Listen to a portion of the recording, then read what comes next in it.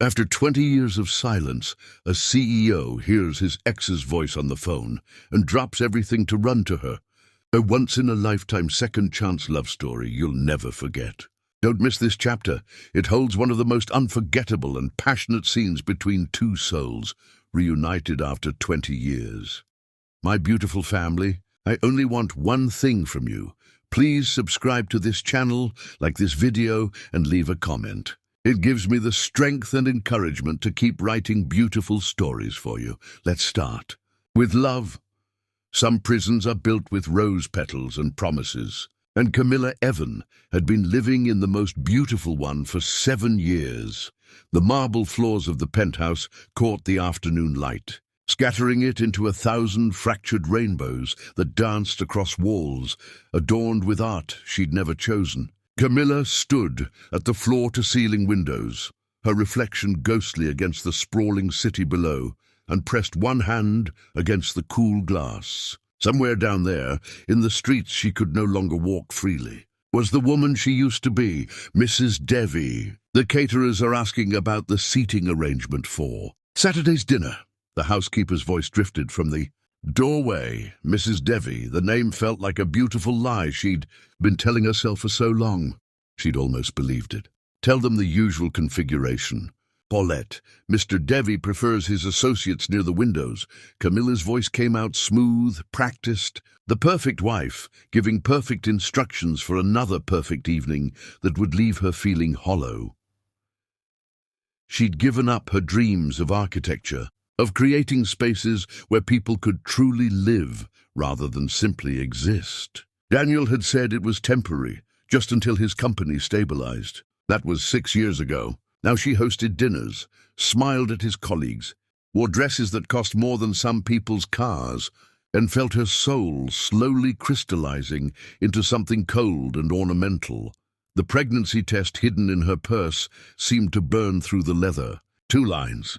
2 pink lines that changed everything and nothing simultaneously. She'd taken 3 tests that morning, each one confirming what her body had been whispering for weeks. A baby, their baby. Maybe this would bring back the man she'd married, the one who used to trace her architectural sketches with reverent fingers and call her his dream builder. Camilla had planned everything perfectly. She'd made a reservation at Bellissimo, the restaurant where Daniel had proposed. She'd bought a small box and placed a tiny pair of shoes inside. Tonight, she would tell him, and maybe his eyes would light up the way they used to when he looked at her. Her phone buzzed. Daniel's assistant, Mr. Devi, will be working late. Cancel any evening plans. The words were clinical, efficient, devoid of apology. Camilla stared at the message until the screen went dark, her reflection staring back at her with eyes that had learned not to cry. "It's fine," she whispered to the empty room. "Tomorrow, then." But tonight gnawed at her. Daniel had been distant lately, his touches perfunctory, his kisses landing somewhere near her cheek rather than her lips. He came home smelling of expensive perfume that wasn't hers, with explanations about client meetings that stretched into the small hours of morning. She'd been a fool. Love had made her blind, and marriage had made her complicit in her own erasure. The benefit gala she was supposed to attend had been cancelled due to the coordinator's family emergency. Camilla had informed Daniel's assistant, but perhaps the message hadn't reached him in his marathon of meetings. She could surprise him, bring dinner to his office like she used to in the early days when his company was just a dream and a rented room above a coffee shop. The driver wasn't available, so Camilla drove herself through the evening traffic. A bag of Daniel's favorite food from the Thai place he loved warming the passenger seat. The city lights blurred past, each one a small life she'd never know, small freedoms she'd traded for security. The building was mostly dark when she arrived, just a few windows glowing like distant stars. She used her keycard for the private elevator, her heart already softening toward him. He worked so hard. She could be more understanding. Marriage was compromise, wasn't it?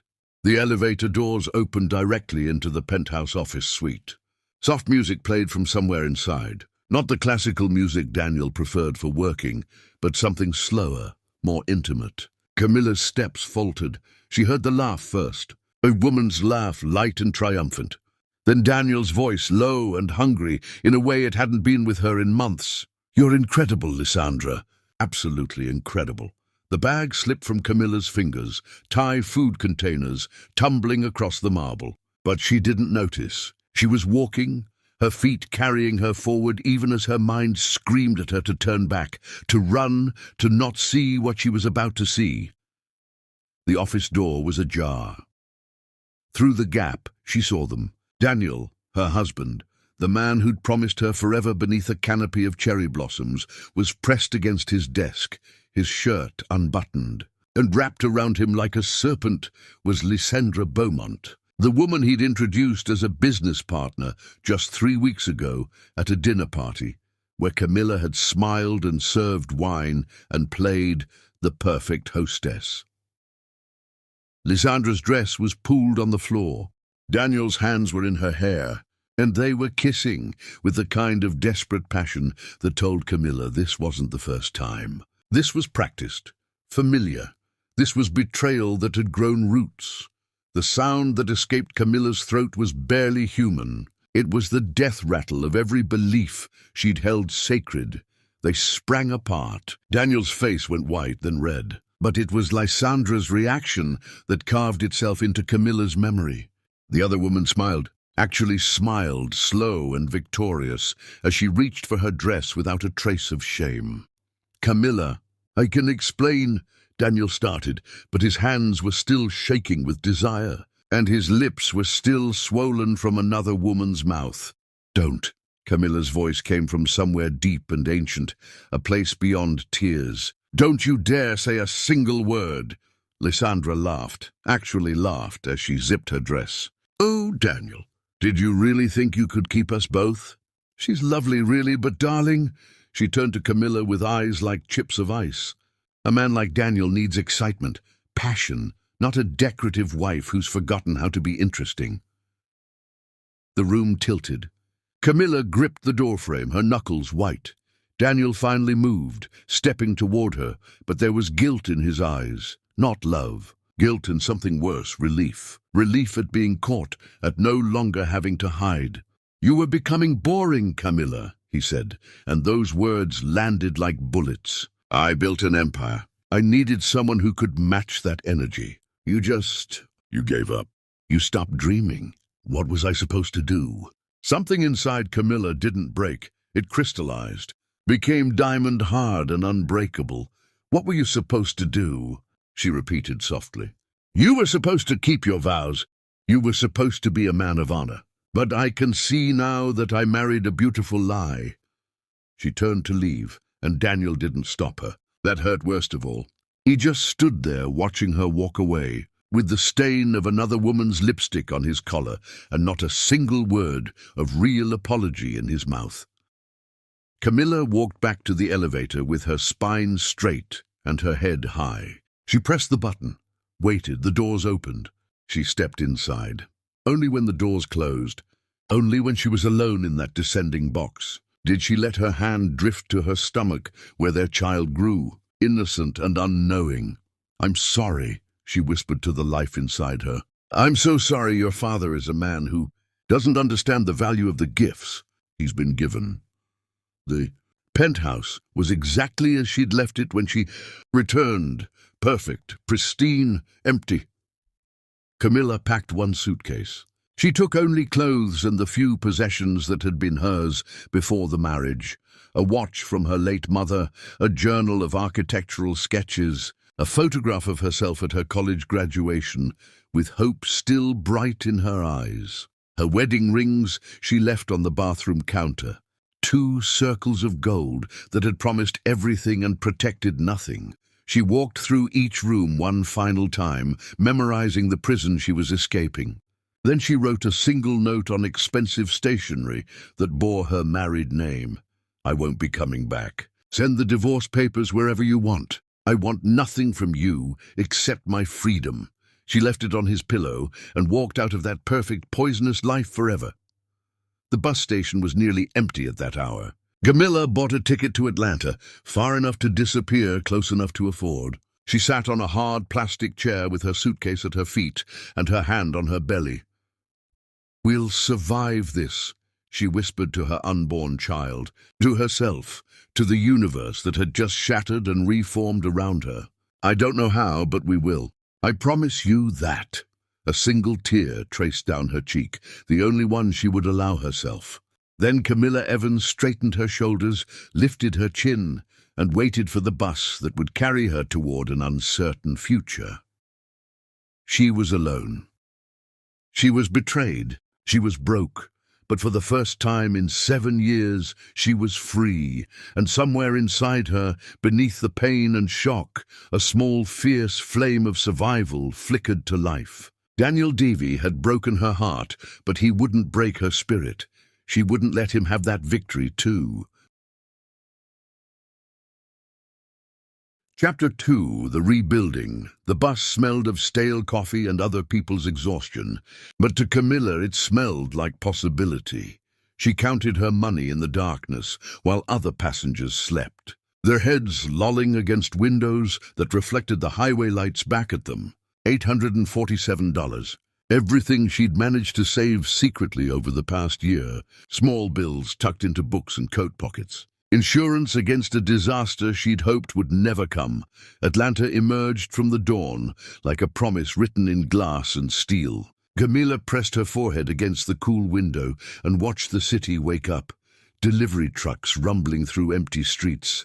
Early morning joggers appearing like ghosts in the mist. Somewhere in this sprawling maze of humanity, she would carve out a life.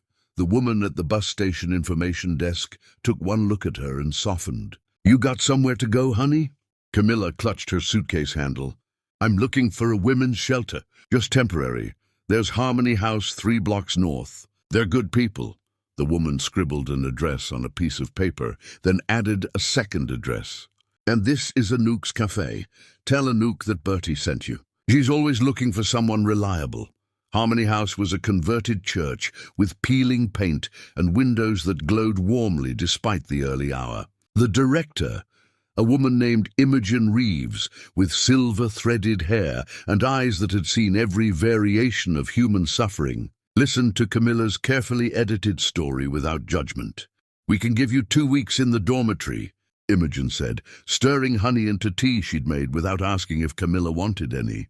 "After that, you'll need to show you're working toward independence. Can you do that?" Camilla wrapped her hands around the warm mug and felt something fierce and determined rise up from the wreckage of her old life. "Yes, I can do that." By afternoon, she had her first job. Anouk Tessier ran her cafe with the precision of a military general and the warmth of a grandmother. She was built like a small boulder, with wild curly hair going grey at the temples and an accent that carried the music of her Haitian childhood. "Bertie says you need work," Anouk said, studying Camilla with eyes that missed nothing. "You look like you've been through hell, child. But do you know how to work?" "I do," Camilla said, meeting her gaze. "I'll work harder than anyone you've ever hired." Anouk nodded slowly. "Breakfast and lunch shift. Tips are yours. I pay weekly.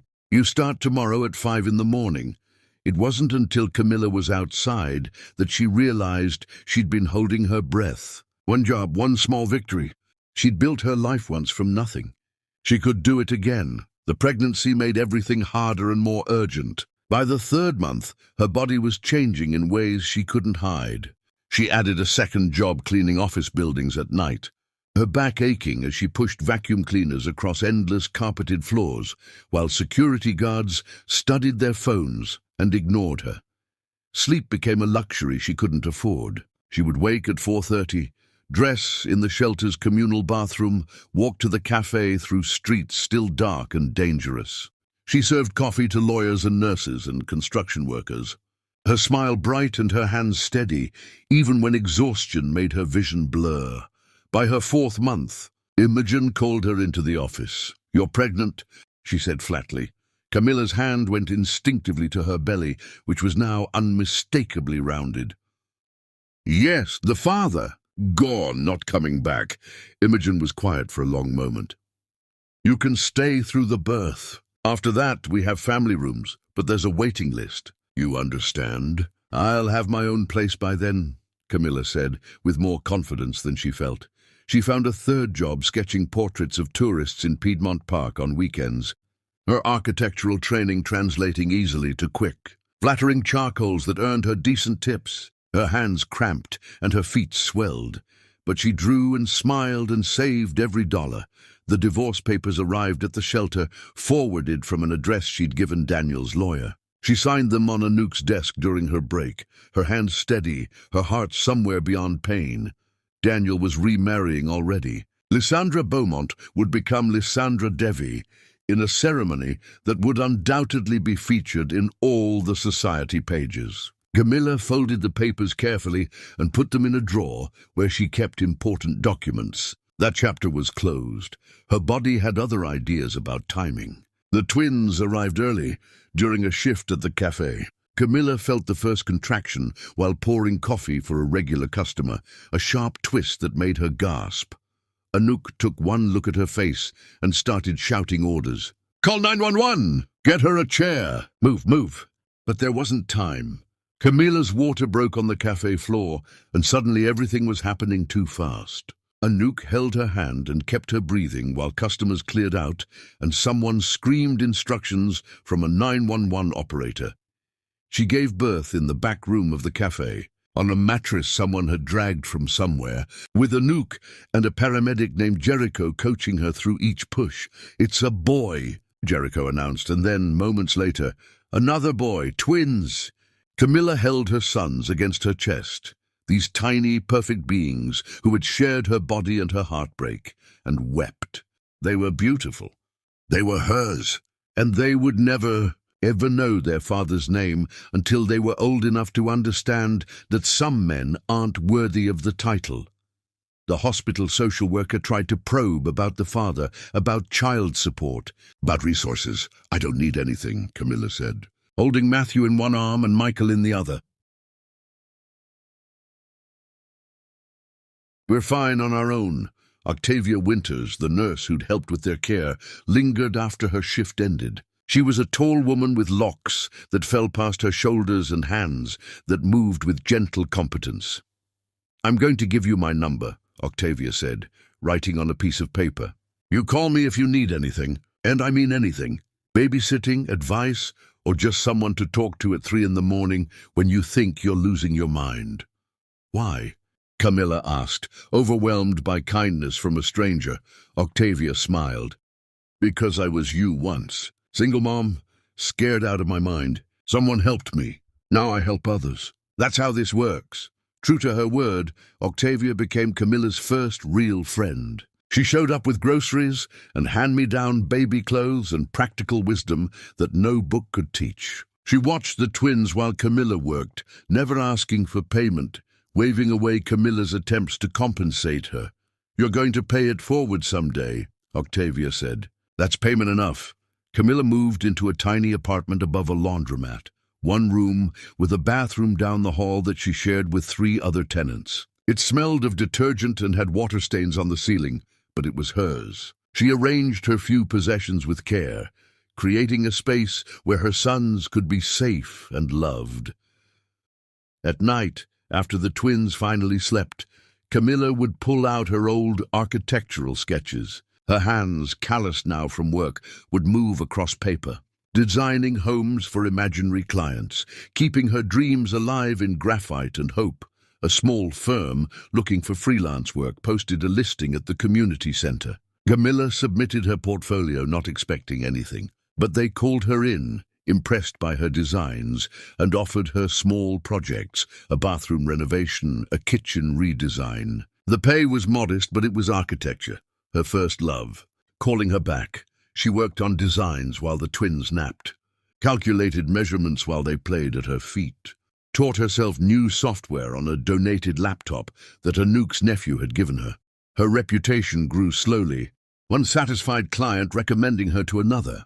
By the time the twins were walking, Camilla had saved enough for a better apartment, one with its own bathroom and heat that actually worked. It felt like a palace. She never badmouthed Daniel to her sons. When Matthew asked about his father, Camilla chose her words with care. "Your daddy wasn't ready to be a parent." Sometimes people aren't ready for the responsibilities they're given. But you have me, and I love you enough for two parents. Michael, always the sensitive one, would curl against her side. We don't need a daddy. We have you. But Matthew, more questioning, pressed harder. Did he love you? Camilla thought about those early years, before the marriage had curdled into something toxic. Once in his way, but love isn't always enough if people don't know how to protect it. She built her life brick by brick, project by project, sacrifice by sacrifice. The twins grew strong and confident, never knowing poverty was supposed to feel shameful because their mother carried herself with such dignity. They wore second-hand clothes, like armor, and ate simple meals like feasts because Camilla taught them that richness wasn't about money. It was about character. She watched other women in the park with their husbands, their comfortable lives, their security. Sometimes envy whispered in her ear. But then Matthew would laugh at something Michael said, or both boys would hug her simultaneously, and she knew she'd chosen right. She'd chosen them over comfort. She'd chosen freedom over gold. Her small freelance projects grew into larger contracts. By the time the twins were talking in full sentences, Camilla had incorporated her own firm, Moreau Designs. She'd taken her grandmother's maiden name, leaving Evan behind like a shed skin. This was her rebirth. The boys never knew they'd been born in the back room of a cafe, or that their first home had been a shelter. Camilla made sure their childhoods were filled with library books and park adventures and homemade birthday cakes. They knew they were loved absolutely, and that was all that mattered. Sometimes, in the deepest part of night, when both twins slept peacefully, Camilla would let herself remember Daniel's laugh, the way he used to dance with her in their kitchen. The man he'd been before ambition had corrupted him, and despite everything, despite the betrayal and the abandonment, a traitorous part of her heart still held space for him. She hated that weakness in herself. So she buried it deep, covered it with work and motherhood and survival. Matthew came to her once, holding a photo he'd found tucked in one of her old books. A wedding photo, her in white, Daniel in a dark suit, both of them young and foolish and in love. "Mum, is this our father?" Camilla took the photo, her fingers trembling slightly. She'd thought she'd thrown all of them away. "Yes, baby. That's him." Matthew studied it with serious eyes. "He's looking at you like you're the most important thing in the world." "That was a long time ago," Camilla said softly. "People change. Did he hurt you?" She couldn't lie to her son. "Yes, but that hurt made me stronger. And it gave me you and your brother. So I can't completely regret it." Michael appeared in the doorway, always knowing when his twin needed him. "We'd protect you now, Mum, if he ever came back." Camilla pulled both boys into her arms, these fierce little warriors she'd raised alone. "I know, my loves. I know, but Daniel didn't come back. Years passed, and he remained a ghost. A story she told in careful pieces, a man who existed only in the past tense. She never contacted him for money. Pride wouldn't allow it. Let him think she'd disappeared, that she'd found someone else, that she'd moved on completely. Let him believe whatever eased his conscience. She and her sons would build their own empire, one of honor and hard work and love that didn't come with conditions. And they did. Moreau Designs grew steadily. Camilla's reputation for beautiful, functional spaces that honored both budget and vision spread through Atlanta's architectural community. She worked harder than everyone else, arrived earlier, stayed later, poured everything she had into being the best. But late at night, when exhaustion finally pulled her under, she sometimes dreamed of Daniel. And in those dreams, he was always reaching for her, always too late, always sorry. She would wake with tears on her cheeks and push the dreams away. Some doors, once closed, should stay that way. Her sons were her future. Her firm was her purpose. And the past, beautiful, terrible, formative, was exactly where it belonged. Behind her, Chapter 3. The Emperor's Fall. Daniel Devi stood at the window of his penthouse and felt like a king surveying an empty kingdom. The city sparkled below him, a constellation of human ambition and electric dreams. He owned a piece of it now, buildings, contracts, influence that rippled through boardrooms and bank accounts. Everything he'd wanted, everything he'd sacrificed for, and it all tasted like ashes. Lysandra was in the bedroom, probably on the phone, with another of her endless parade of personal shoppers or party planners or whatever title they were using this week for people who helped her spend his money. The wedding had been 6 months ago, featured in every magazine that mattered, photographed from every angle that could make them look powerful and enviable. The photos were beautiful lies. Already, cracks spiderwebbed through their marriage. She'd moved through his life like a hurricane, charming his colleagues at the wedding reception, and then, once the ring was secure on her finger, showing her true nature. The credit card bills were obscene. Designer bags multiplied in closets like rabbits. Every conversation ended in demands for more jewelry, more vacations, more everything.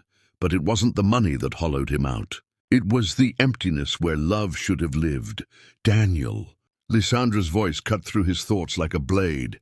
I need you to approve this deposit for the yacht rental. Saint-Tropez won't book without confirmation. He turned to face her. She stood in the doorway, wearing a dress that cost more than some people made in months, her beauty sharp and cold as polished marble. When had he thought this was what he wanted? Cancel it, he said quietly. Her perfectly sculpted eyebrows rose. Excuse me, cancel it. We're not going. We most certainly are. I've already told everyone, then untell them. Daniel's voice hardened. I have obligations here. Real work. Lysandra's laugh was like breaking glass. Real work? You mean those tedious meetings where you all sit around congratulating yourselves? Please. You're just angry because I won't play the adoring little wife like she did. The mention of Camilla landed like a punch. Daniel's jaw clenched. Don't what? Mention your boring ex-wife who couldn't keep your attention for more than a few years. At least I'm exciting, Daniel. At least I make you feel alive. But she didn't. That was the terrible truth crystallizing in his chest. She made him feel exhausted, used, fundamentally alone. The fights escalated. Lysandra attended parties without him, came home with champagne on her breath and strange men's cologne on her clothes. When he confronted her, she laughed in his face. You're a hypocrite, she said, her words slurring slightly. You cheated on your wife to get me. Did you think I was the faithful type? He wanted to argue, to defend himself, but the words died in his throat. She was right. He'd destroyed his marriage with Camilla for this woman who now destroyed him nightly with her casual cruelties.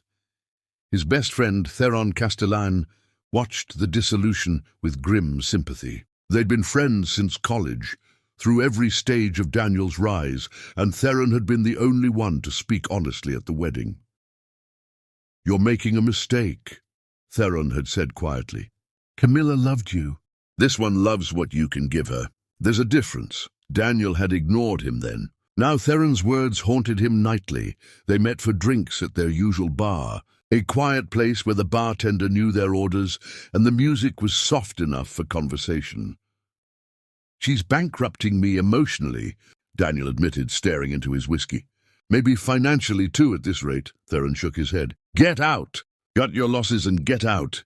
I destroyed my marriage with Camilla for her. If I leave now, it means I ruined everything for nothing. You ruined everything for nothing already, brother. Theron's voice was gentle, but firm. The question is whether you're going to compound the mistake or correct it. But pride kept Daniel trapped. To leave would be to admit failure, to acknowledge that he'd thrown away something precious for something worthless. So he stayed, and the marriage festered around him. Lysandra's affairs became less discreet. She stopped pretending to care about appearances. Daniel would come home to find her entertaining friends in their living room, her laughter too loud, her touches too familiar. When he objected, she shrugged. You're never here anyway. What does it matter? It mattered because his reputation was crumbling. Colleagues who'd once respected him now pitied him. Whispers followed him through galas and fundraisers. Poor Daniel Davy, brilliant with numbers but can't manage his own household. The divorce came eventually, ugly and public. Lysandra hired lawyers who circled like sharks, smelling blood in the water. She demanded half of everything, claimed she'd sacrificed her own career for him, painted herself as the wronged woman in every deposition. Daniel's lawyers advised him to fight. She was unfaithful. We can prove it. But he was so tired of fighting. Tired of everything. He settled, signing away enormous portions of his wealth just to be free of her. $340 million evaporated overnight, along with property and assets he'd spent years accumulating. Theron drove him home from the final court appearance. They didn't speak until they reached the penthouse. "You had gold and traded it for glitter," Theron said finally. "I hope to God you've learned the difference now." Daniel had. But the lesson had cost him everything that mattered. The penthouse felt cavernous without Lysandra's chaos filling it. He should have been relieved. Instead, he wandered through rooms that echoed with his own footsteps and felt like a ghost in his own life. He tried dating. Beautiful women who smiled at his wealth and laughed at his jokes and made him feel nothing. They weren't Camilla. None of them were Camilla. He'd hired investigators early on, trying to find her, but Camilla had disappeared completely. No forwarding address, no social media presence, nothing. It was as if she'd been erased from existence, and maybe that's what she'd wanted. To erase every trace of him from her life. The thought kept him awake at night. He kept one photograph hidden in his desk drawer. Camilla on their honeymoon in Santorini, standing at the edge of a cliff with the Aegean Sea spread behind her like a blue silk scarf. Her head was thrown back in laughter, her eyes bright with joy and love and absolute trust in him. He'd destroyed that trust, shattered it like cheap glass, and walked away thinking he could find something better. Theron found him one night staring at that photo, whiskey glass dangling from numb fingers. "Still?" Theron asked quietly. "Every day." Daniel's voice cracked. "I think about her every single day. Have you tried to find her?" "She doesn't want to be found. She made that clear when she left everything behind just to get away from me." Theron sat down across from him. "So what? You're just going to spend the rest of your life mourning what you destroyed? What else is there? Making something good from the wreckage. You can't fix the past, Daniel, but you can stop letting it poison your future." Daniel wanted to believe that. But believing would mean forgiving himself, and he wasn't sure he deserved forgiveness. His empire recovered eventually. He rebuilt what Lysandra had taken, made smarter investments, learned to be more cautious. But success felt meaningless without someone to share it with. Penthouses and bank accounts and power, they were empty victories that echoed in the hollow space where his heart used to live. He attended a fundraiser where a young couple danced together, completely absorbed in each other despite the crowd around them. The way the man looked at his wife, protective, proud, adoring, made Daniel's chest constrict painfully. That's how he'd looked at Camilla once. Before he'd forgotten the value of treasure and chased fool's gold instead. A therapist named Dr. Seraphine Holt became his last desperate attempt at salvation. She was older, sharp-eyed, and refused to let him hide behind excuses. "You destroyed your marriage," she said during their third session. "You admit that.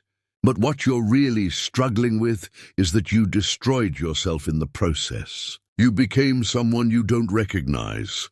"I don't know how to live with what I did," Daniel admitted. "Then don't live with it.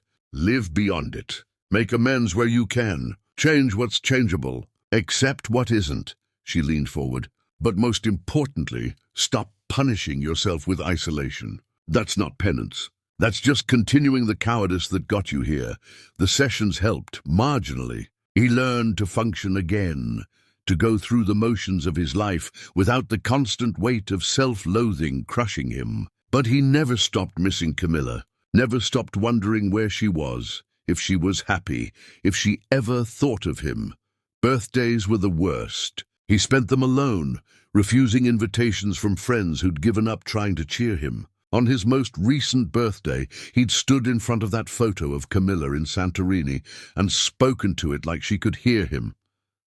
"I'm so sorry for all of it, for being too stupid to recognize what I had until I'd already destroyed it. I hope you're happy, wherever you are. I hope you found someone who deserves you. I hope you never waste a single thought on me. Because God knows I don't deserve your memories." The photo smiled back at him. Frozen in a moment when they'd both believed in forever.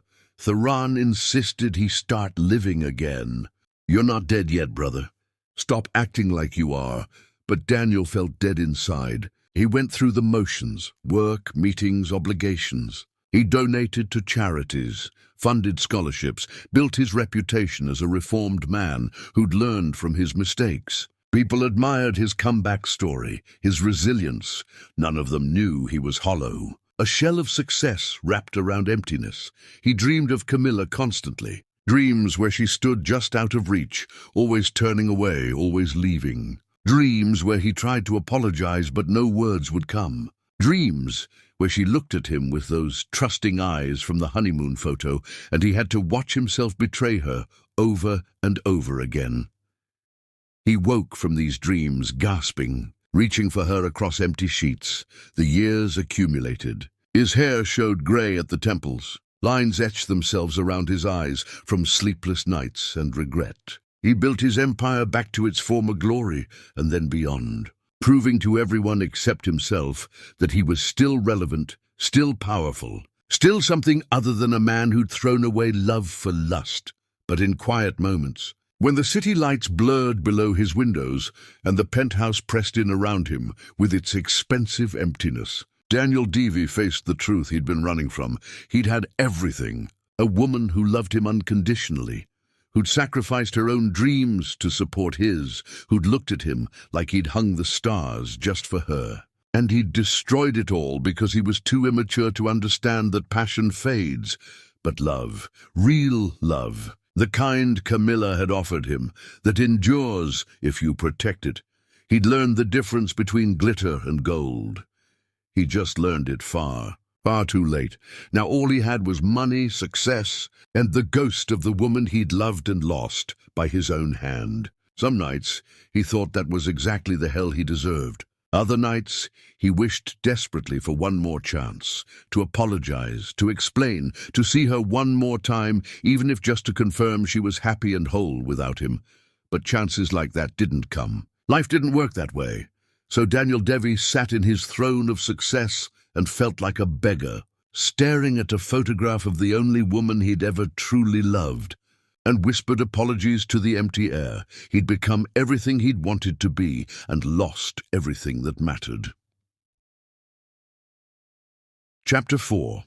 The voice that broke the silence. The Tuesday meeting was supposed to be routine, just another presentation about the downtown tower redesign that Daniel had barely paid attention to for weeks. He sat in his office reviewing quarterly reports, while his assistant Isolde Vermeer managed the conference call setup in the adjacent room. The Davy Tower had been his pride once, a steel and glass monument to his ambition. Now it needed renovation, modernization, something to make it relevant again. Several architectural firms had submitted proposals, and today they were reviewing the finalists. Mr. Devi. Isolde appeared in his doorway, tablet in hand. "The conference line is ready. We have representatives from 3 firms on hold." Daniel barely looked up from his papers. "Put it on speaker in here.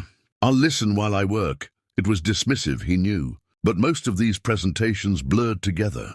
The same promises of innovation, wrapped in the same architectural jargon. He'd let his team make the final decision. Isolde set up the speaker system and patched through the first firm. A man's voice droned through technical specifications. Daniel signed documents and half listened, his mind already moving to his afternoon obligations. The second firm was equally forgettable. Daniel found himself staring out his window at the city below, thinking about nothing in particular, when Isolde's voice interrupted. "Sir, there's been a confusion with the connections. Give me one moment to sort it out." He waved her away, not caring. These technical glitches happened all the time. Then he heard it, a woman's voice, clear and confident, mid-sentence. "The structural integrity while improving natural light flow. We're proposing a grid system that honors the building's original architecture," but Daniel's pen stopped moving. His entire body went rigid. That voice. He knew that voice the way he knew his own heartbeat. It had been part of his life for 7 years, absent for twice that long. But it was carved into his memory like scripture, essentially creating pockets of green space that serve both aesthetic and practical purposes. The preliminary models show a reduction in energy consumption of... Stop! Daniel's voice came out strangled. Stop the call! Isolde looked at him in alarm. Sir? Who is that? The woman speaking. Who is she? Isolde checked her tablet, confused. That's not on the line yet. That must be. Oh, there's a crossed wire. That's the third firm's lead architect. They weren't supposed to be patched in for another 10 minutes. What's her name? Daniel stood up so fast, his chair rolled backward and hit the credenza. His phone slipped from his hand, the glass screen splintering across the marble floor, but he didn't notice. Didn't care, Isolde scrolled frantically. Camilla Moreau, from Moreau Designs. Sir, are you all right? You've gone pale, Moreau. Not Evan, she'd changed her name. But that voice, he'd know it if he heard it in a crowd of thousands, in a hurricane. In his dying breath, get me everything on that firm, everything, and get me that woman's contact information, now. Isolde hurried out, shooting worried glances back at him. Daniel gripped the edge of his desk, his knuckles white, his breathing shallow. She was alive. She was here. After all the investigators, all the dead ends, all the years of searching, she'd been here in his city, building a life under a different name, while he tortured himself with memories. The voice had cut out when Isolde disconnected the crossed line. Daniel felt its absence like a physical wound. He needed to hear it again, needed confirmation that he hadn't hallucinated from wishful thinking and exhaustion. His hands shook as he tried to pick up his shattered phone. The screen was completely destroyed, spiderweb cracks making it unusable. He grabbed his desk phone instead, jabbing at buttons with trembling fingers. Get me a new phone. Immediately he barked at whoever answered. And tell Isolde I need that information 5 minutes ago. The next 15 minutes were the longest of his life. He paced his office like a caged animal, unable to sit, unable to think about anything except that voice. Was it really her? Could it be a coincidence? Someone who sounded similar? But no. He'd been married to that voice, had fallen asleep to it and woken to it, had heard it whisper love and cry out in passion, and at the very end speak with devastating calm as it told him she was leaving. Isolde returned with a laptop and a nervous expression. Sir, I've pulled up the Moreau Designs website, and here's the contact information you requested. Daniel grabbed the laptop so roughly she flinched. His eyes devoured the screen. There she was. The photo on the About page showed a woman in her mid-40s, her hair natural and beautiful, pulled back in a professional style. She wore a simple suit and a smile that was confident but cautious, as if she'd learned to guard her joy. Fine lines around her eyes spoke of years he'd missed, but it was unmistakably her, Camilla, his Camilla. Except she wasn't his anymore, had never been his really. He'd treated her like a possession, until she'd proven she was a person with the power to leave. Her office number is there, Isolde said quietly, and her email. Sir, you're shaking. Should I call Dr. Holt? No. Daniel's voice came from somewhere deep and desperate. No, I need a minute. Isolde left tactfully, closing the door behind her. Daniel collapsed into his chair and stared at the photo of Camilla until his vision blurred. She looked successful. Strong, like she'd built herself into something remarkable without him. The bio listed her projects, awards, community involvement. She'd created an entire life, and he knew nothing about it. Had she married? The bio didn't mention a husband, but it also didn't mention being single. What if there was someone? What if she'd found love again, while he'd spent every relationship comparing women to her ghost? His phone, the new one someone had brought while he was lost in the website, sat on his desk like a loaded weapon. He picked it up 6 times and set it down 6 times, his courage failing each attempt. What would he even say? Hello, I'm the man who destroyed you. Remember me? But he had to try. The universe had given him this impossible gift, her voice cutting through static and years and silence after he'd stopped believing in miracles. He couldn't waste it. Daniel's hands trembled as he dialed her office number. It rang once, twice, his heart hammered so hard he thought it might crack his ribs. Moreau Designs, this is Gretchen speaking. How may I help you? A receptionist, of course. I need to speak with Ms. Moreau. Camilla Moreau. May I ask who's calling? Daniel Devy. There was a pause. Had Camilla told her staff about him? Did they know his name as the villain in her origin story? I'm afraid Miss Moreau is unavailable at the moment. May I take a message? Unavailable. Was she really unavailable, or was this a polite way of saying she wouldn't take his call? Daniel closed his eyes. Please tell her I called. Tell her. Tell her I heard her voice, and I need to speak with her. Please, it's important. I'll pass along the message, Mr. Devy. The line went dead. Daniel sat there holding the phone, feeling like he'd just jumped off a cliff with no assurance there was water below to catch him. Hours passed. He couldn't work, couldn't think, couldn't do anything but stare at his phone and will it to ring. Isolde brought him coffee he didn't drink and lunch he didn't touch. The afternoon sun crawled across his office floor, each minute an eternity. By evening, hope had curdled into desperation. She wasn't going to call back. Why would she? He'd destroyed her life, abandoned her when she needed him most. She probably deleted his message with satisfaction, glad to ignore him the way he'd ignored her pain. Daniel pulled up her voicemail recording on the website, a standard professional greeting, but in her voice. He played it 7 times just to hear her say, "You've reached Camilla Moreau at Moreau Designs. Please leave a detailed message and I'll return your call as soon as possible." He called the number, waited for the beep, and then, because he had nothing left to lose, he spoke. "Miss Moreau, Camilla, this is Daniel. Daniel Devy. I don't even know where to start. I heard your voice today during a conference call. A technical error patched you through early. Just 12 seconds. But I heard you and His voice cracked. He pressed his fist against his mouth, trying to maintain control.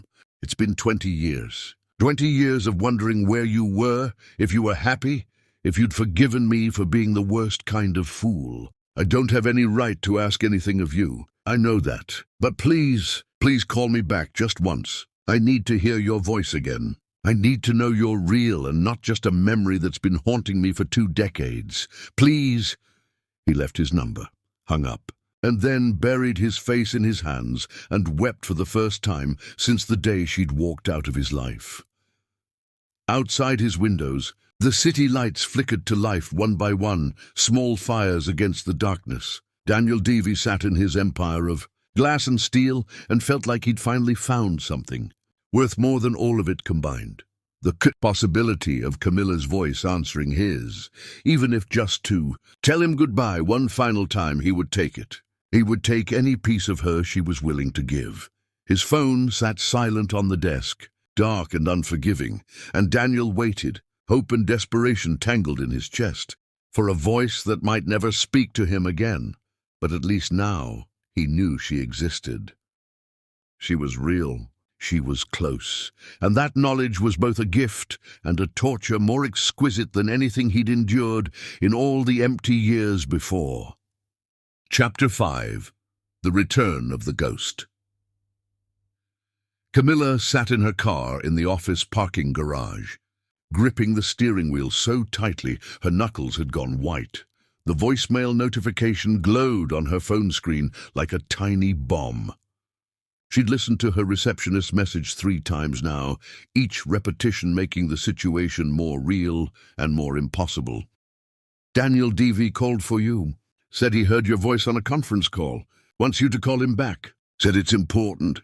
Daniel, after 20 years of silence, after building an entire life in the spaces where he used to exist, after teaching herself not to flinch when she heard his name on the news or saw his company's logo on buildings throughout the city. Her hands trembled. She released the steering wheel and pressed them flat against her thighs, forcing herself to breathe. In through the nose, out through the mouth. The meditation techniques Octavia had taught her all those years ago when panic attacks had been a daily visitor. "You're fine," she whispered to herself. "You're successful. You're strong. One phone call from a ghost doesn't undo everything you've built." But her body didn't believe her words. Her heart raced like she'd run a marathon. Sweat prickled at her hairline despite the car's air conditioning. She should delete the message. Block his number. Forget he'd ever tried to reach across the chasm of years to find her. She owed him nothing, not her time, not her voice, certainly not her forgiveness. But her finger hovered over the voicemail icon, hesitated, then pressed. His voice filled her car, and 20 years collapsed into nothing. "Ms. Moreau, Camilla, this is Daniel." "Daniel Davy," she heard the tremor in his voice, the barely controlled emotion. The crack when he said her name the second time, as if testing it on his tongue after decades of silence. "Please call me back. Just once. I need to hear your voice again. I need to know you're real and not just a memory that's been haunting me for 2 decades. The message ended. Camilla sat in the darkness of the parking garage and felt tears slide down her cheeks before she'd even registered she was crying. He'd been haunted by her? While she'd raised their sons alone, worked 3 jobs, built herself from wreckage into something whole, he'd been haunted. The anger came then, hot and welcome. She grabbed onto it like a lifeline. "How dare you?" she said to the empty car, to the voicemail, to the universe that had delivered this particular cruelty. "How dare you come back now when I've finally found peace?" But was it peace? Or had it been the careful burial of feelings she'd never properly dealt with? The question rattled around her skull as she drove home, taking back roads automatically, her hands performing the familiar movements while her mind spun in chaos.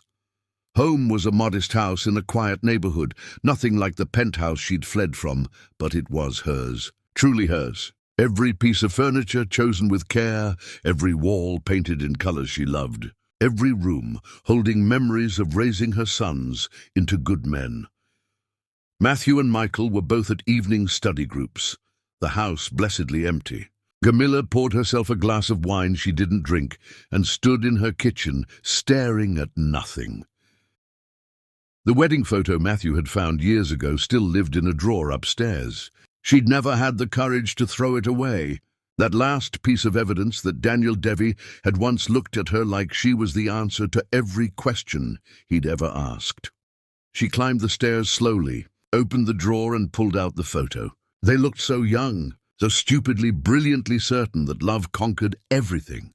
Daniel's arm around her waist, her head tipped back in laughter, both of them glowing with happiness and ignorance. Who were we? Camilla asked the photograph. Did we ever really exist, or was it all just beautiful fiction? Her phone buzzed. A text from Matthew. "Study session running late. Don't wait up. Love you, Mom."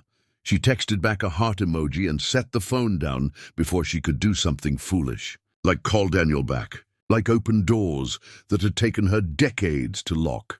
But the voicemail haunted her through dinner, through her evening shower, through the attempt at reading a novel that couldn't hold her attention. His voice echoed in her memory, and damn him, she could hear the genuine pain in it. She didn't call him back that night, or the next morning, or the day after that. Instead, she let him wait the way she'd waited during their marriage, for his attention, his affection, his choice to come home to her instead of finding excitement elsewhere. Let him know what it felt like to exist in limbo, hoping for something that might never come. Petty? Perhaps, but satisfying. 3 days after his first message, another came. Shorter this time. "Camilla, I understand if you never want to speak to me. But please know that hearing your voice again was the most significant thing that's happened to me in 20 years. I hope you're well. I hope you're happy. That's all I really wanted to say." And damn it, she believed him. That night, Matthew found her sitting on the back porch, wineglass in hand, staring at stars she couldn't really see through the light pollution. "Mom, you okay?" She looked at her son, tall, thoughtful, so much like his father in bone structure, but with her eyes and her capacity for empathy. "Do you ever wonder about him?" "Your father?" Matthew settled onto the step beside her. "Sometimes. Mostly, I wonder if he wonders about us. About what could have been. He doesn't know you exist," Camilla said quietly. "I never told him I was pregnant." "I know. You've said." Matthew picked at the wood of the porch. "Do you regret that?" "Not telling him? I don't know. I regret many things, but having you and your brother isn't one of them. That's not what I asked, smart boy. Too smart sometimes." Camilla sighed. He reached out. A few days ago. Left messages. Matthew's head snapped toward her. Wait, what? Our father? How did he find you? A random chance. A conference call mix-up. She explained the situation in brief, clinical sentences that didn't convey the earthquake it had caused in her carefully constructed life. Are you going to respond? I don't know. Part of me wants to ignore him forever. Part of me... She trailed off, unable to finish the sentence. Part of you still loves him, Matthew said gently. Mom, I've seen that photo upstairs. I've watched you sometimes when you think no one's looking, and you get this expression like you're somewhere else, somewhere painful. It's okay to still have feelings for him. It's weak. It's human. Matthew put his arm around her shoulders. You taught me and Michael that strength isn't about never breaking. It's about how you rebuild after you break. You've rebuilt yourself into someone amazing. But maybe there are some broken pieces you can't fix alone. Camilla leaned into her son, grateful beyond words for his wisdom. When did you get so smart? Learned from the best. That night, after Matthew had gone to bed, Camilla did something she'd sworn she wouldn't do. She looked Daniel up online, scrolling through articles and photos, piecing together the life he'd lived without her. She found the news about his divorce from Lysandra, the financial losses, the recovery.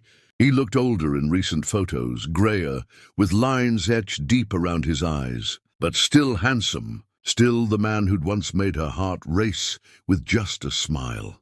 She hated that he could still affect her. Hated that 20 years and so much pain hadn't killed whatever stubborn part of her heart still responded to his face. At midnight, she made a decision. She would call him back, not because she forgave him. Forgiveness required seeing him as someone other than the man who'd destroyed her, but because she was curious, because closure, real closure, might require one final conversation.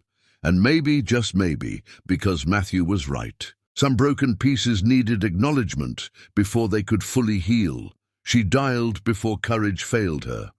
He answered on the first ring, voice rough with sleep or emotion or both. Hello! This is Camilla Moreau. You called me. Silence. Then a sharp intake of breath. Camilla, God, I didn't think you'd call back. I almost didn't. Her voice was professional, distant. A weapon she wielded with precision. You mentioned the conference call. About the DV Tower project. To hell with the project. The words came out fierce, desperate. I don't care about the tower. I need to see you, please, just once. Mr. Daniel, please, just Daniel. Mr. Devi, she continued firmly. I don't think that's appropriate. I'll come to you, anywhere. I'll wait as long as it takes. Camilla, please.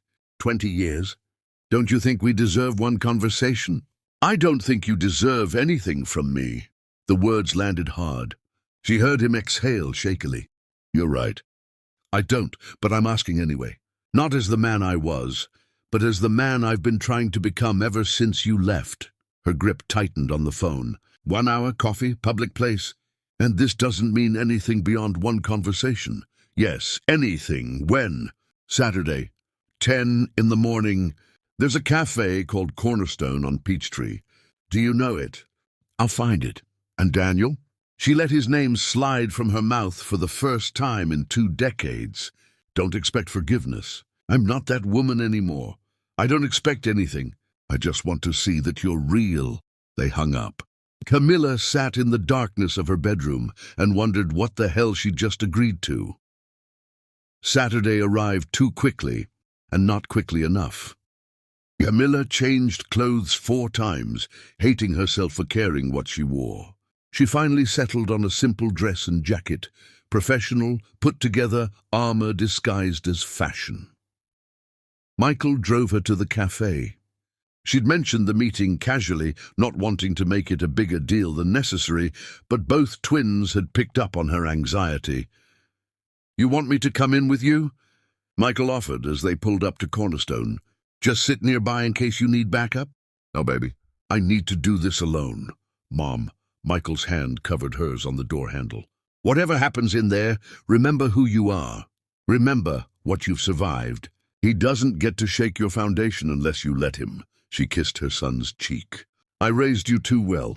You're making it hard to wallow in drama. That's the point. She watched him drive away before entering the cafe, gathering her courage like a cloak around her shoulders. And there, at a table near the window, was Daniel. He stood when he saw her, and Camilla's breath caught despite all her preparation. He'd aged, yes, but in a way that somehow made him more attractive. The grey at his temples, the deeper lines around his eyes giving his face character it had lacked in his youth, but it was the way he looked at her that stopped her heart. Like she was water in a desert, like she was the answer to a question he'd been asking for decades.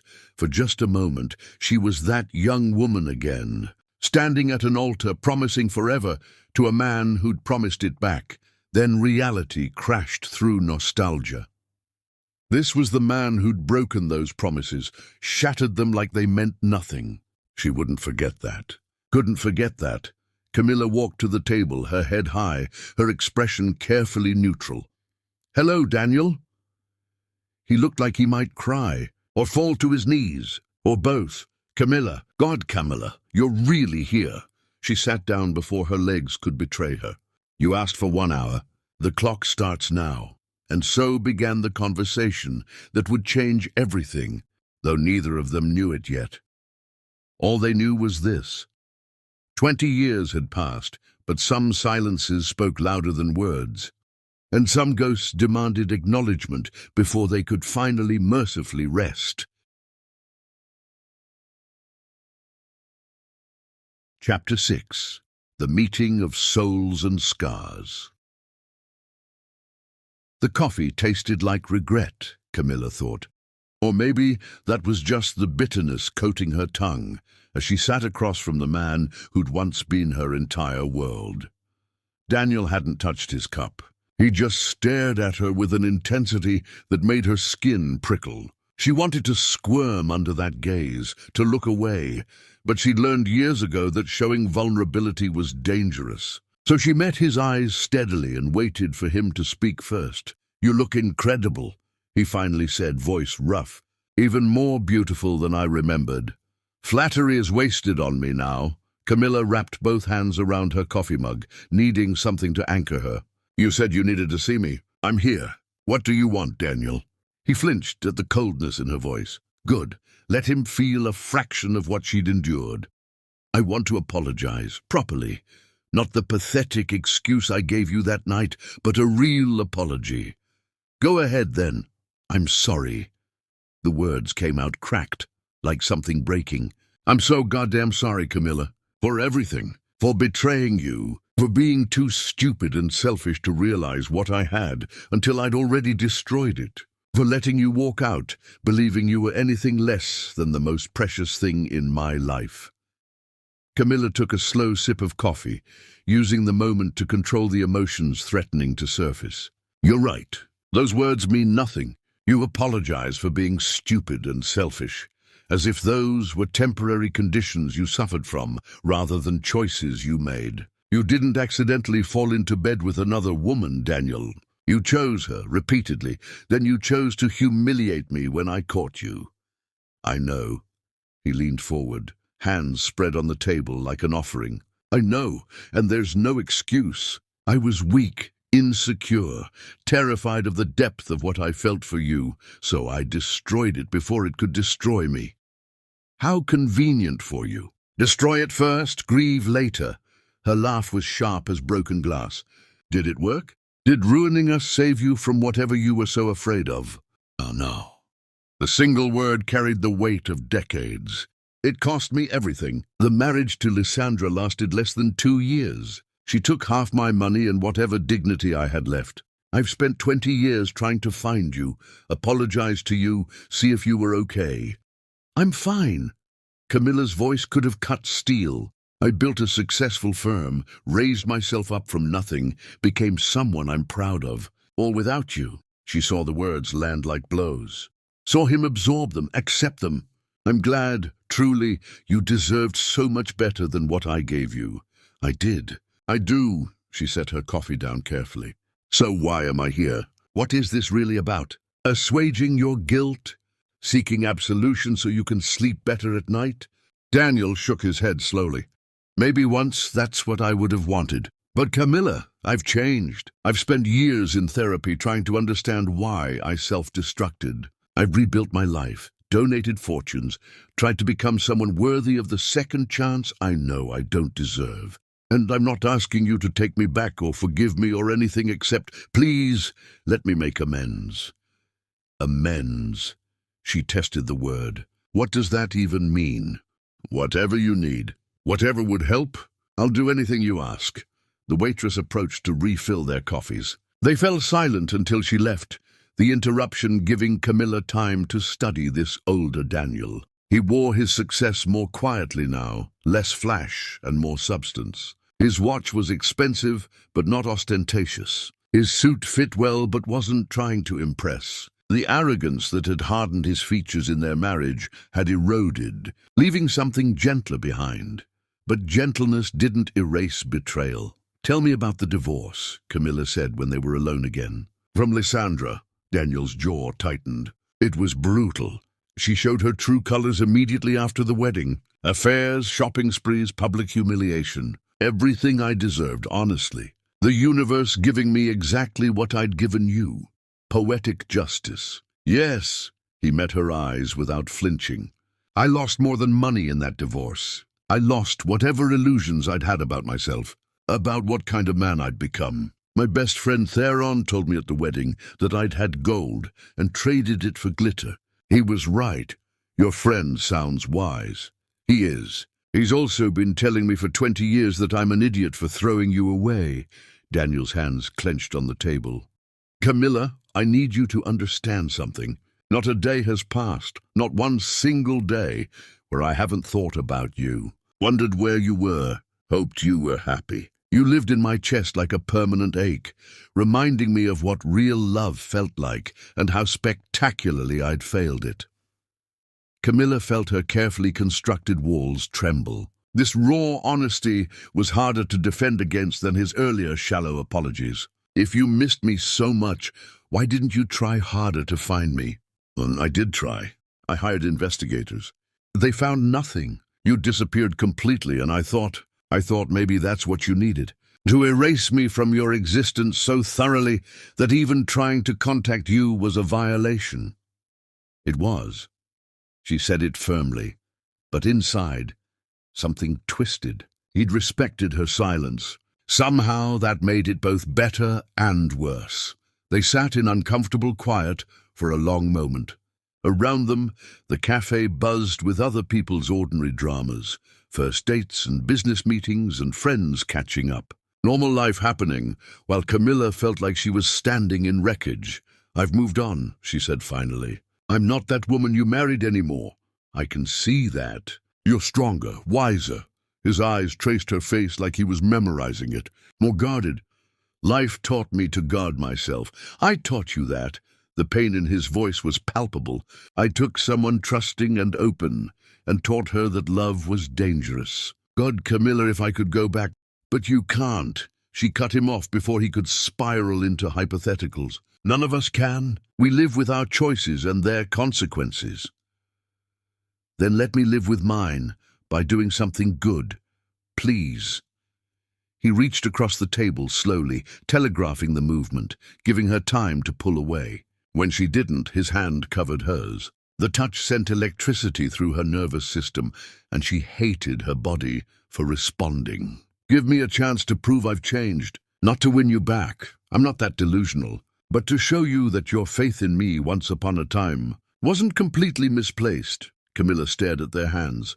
His larger, scared in new ways she didn't recognize, covering hers with a gentleness that felt foreign and familiar simultaneously. She should pull away, should maintain distance, should protect herself. But Matthews, words echoed in her mind, some broken pieces can't heal. Alone. She pulled her hand back, slowly, deliberately, saw the flash of hurt in Daniel's eyes before he hid it. If I agreed to let you make amends, it would be entirely on my terms. Hope sparked in his expression. Whatever terms you set, I'll meet them.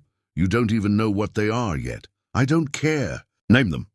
Camilla pulled a napkin from the dispenser and borrowed a pen from her purse.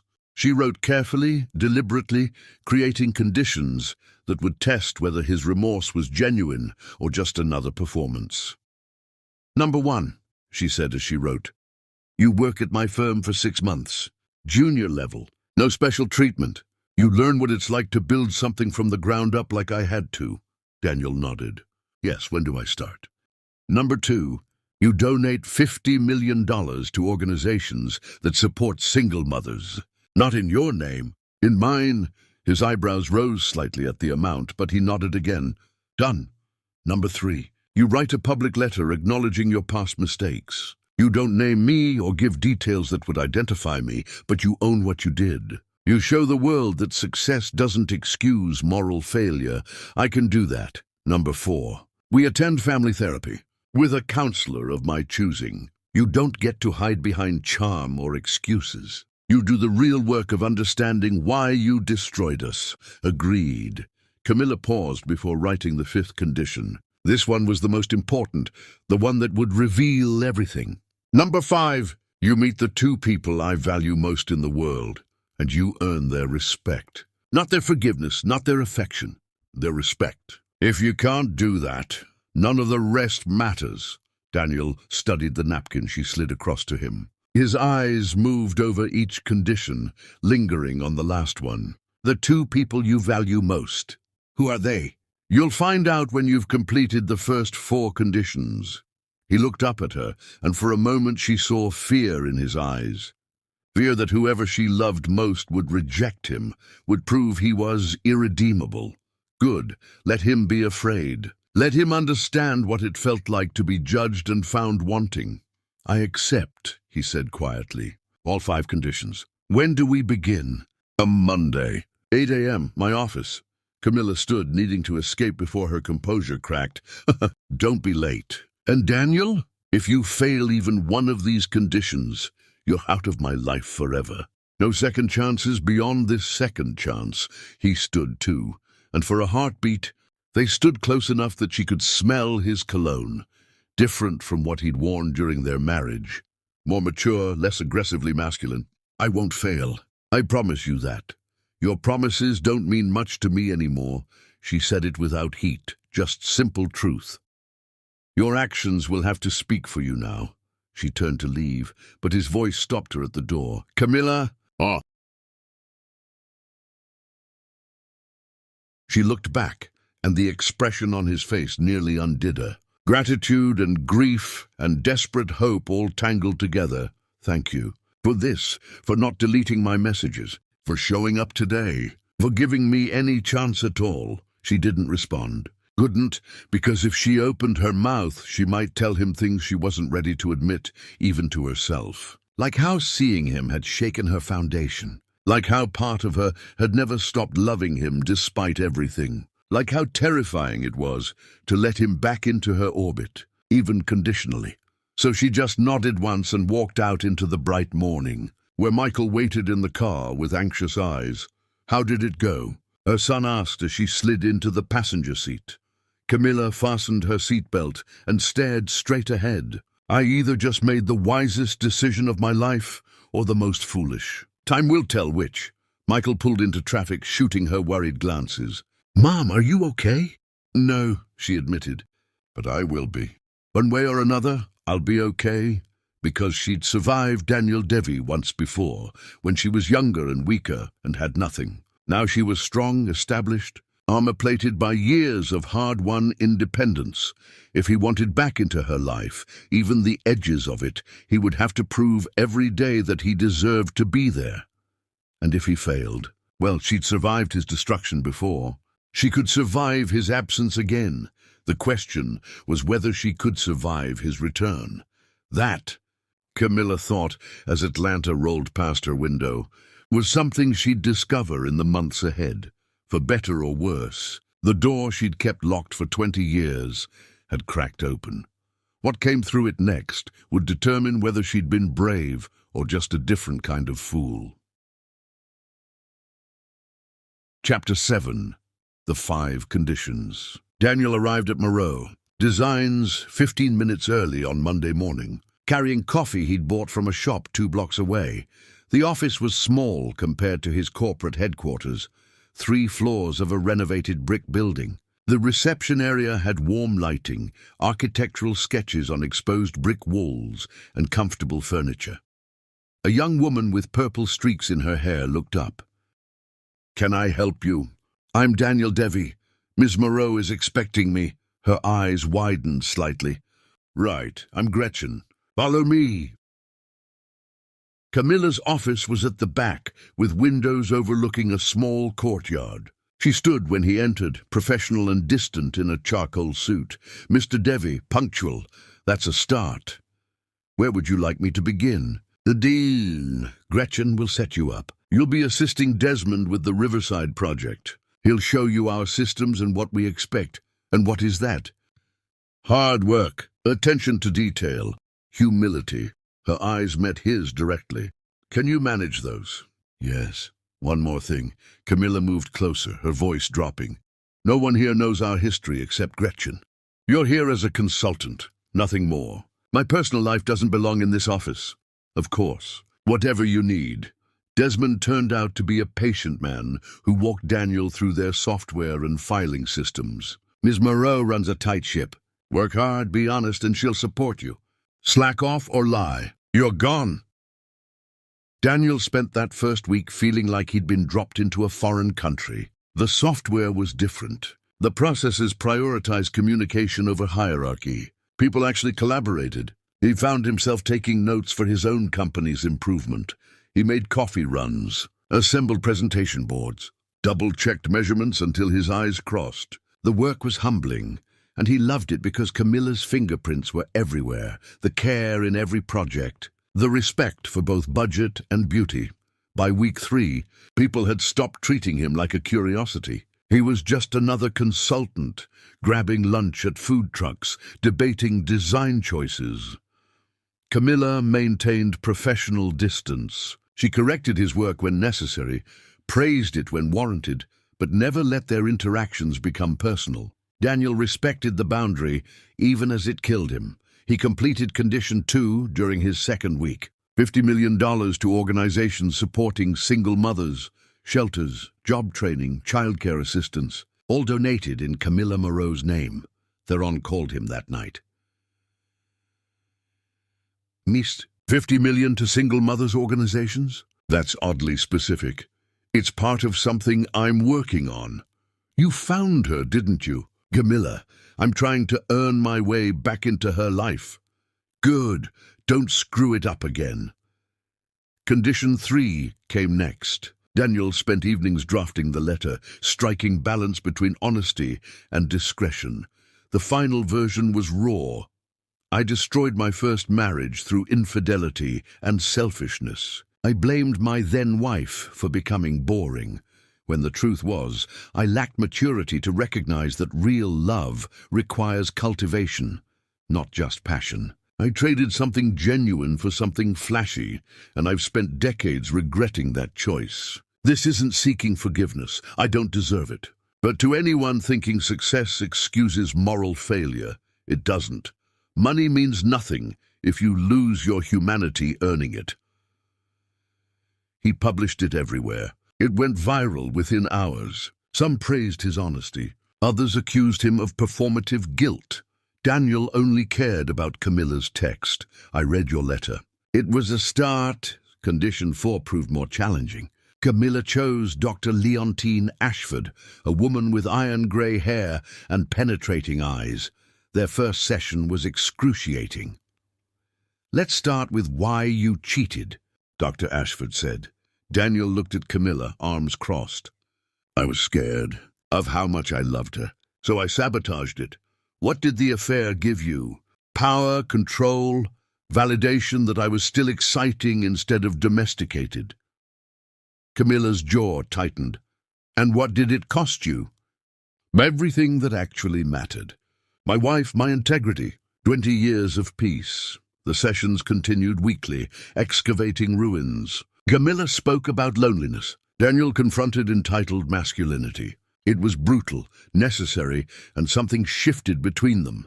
After one session, they walked to their cars in silence. "I didn't understand how much I took from you," Daniel finally said. "Not just fidelity, but your dreams, your identity." Camilla paused. "No, I let myself disappear. You created the environment, but I chose to fade. We were both wrong, just differently." It was the first time she'd admitted any responsibility. "Thank you for doing this. I'm learning things about myself, too. About why I tolerated what I tolerated." She looked at him directly. "Maybe it's time I examined my own part." Something thawed between them. The fifth condition loomed. Daniel wondered constantly who the two people Camilla valued most were. He didn't ask. Then one evening in month 4, everything changed. Daniel was working late when Camilla appeared. "You've gotten better at this." He looked up, startled. Her hair was loose around her shoulders. She looked younger, more like the woman he'd married. "Desmond is a good teacher. I need to show you something. Will you come with me?" She drove them toward a residential neighborhood, neither speaking. They pulled up to a modest house with warm lights glowing. Camilla sat with the engine off, gripping the steering wheel. "Before we go in, you need to know something. The night I left you, I was pregnant." The words hit like a physical blow. "You had a baby. Babies, twins, sons." She turned to look at him. "Matthew and Michael. They're in that house waiting to meet their father for the first time." Daniel couldn't breathe. Sons. He had sons. Had missed everything. "I'm sorry," Camilla said quietly, "for not telling you. But they deserve to know their father."